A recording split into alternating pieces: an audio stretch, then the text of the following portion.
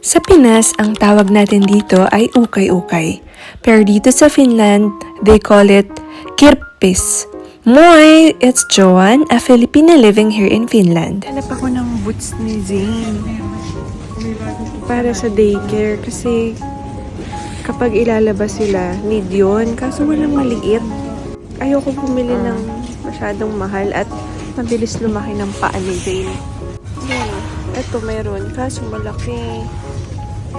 Pang 7 years old, charot. Daming bumibili, pati mga Finnish bumibili dito. Sari-sari. Ayan. Pangbahay, kusina, damit, lahat.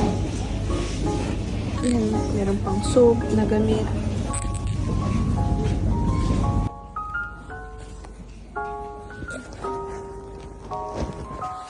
Ito.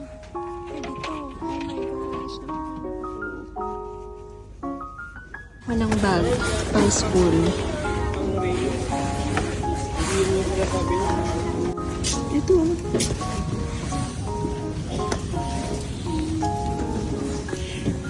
0.50 lang siya. Pag nag-1 na si Zane. Ito naman. Ito kunin ko na ata. Ito pang school ko. 5 lang. Free boots. Kung saan laki. Free lang siya. Mura, pero malaki.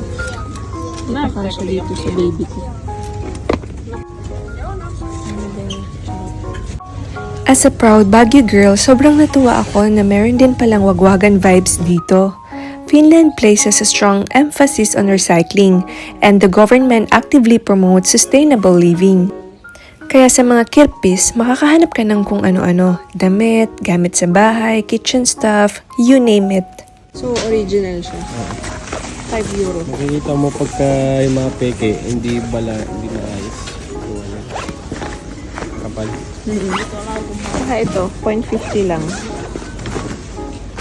Pero syempre, tiyagaan lang talaga para makahanap ng good finds. As a practical mom, okay lang sa akin ang second hand basta presentable at nasa maayos na kondisyon.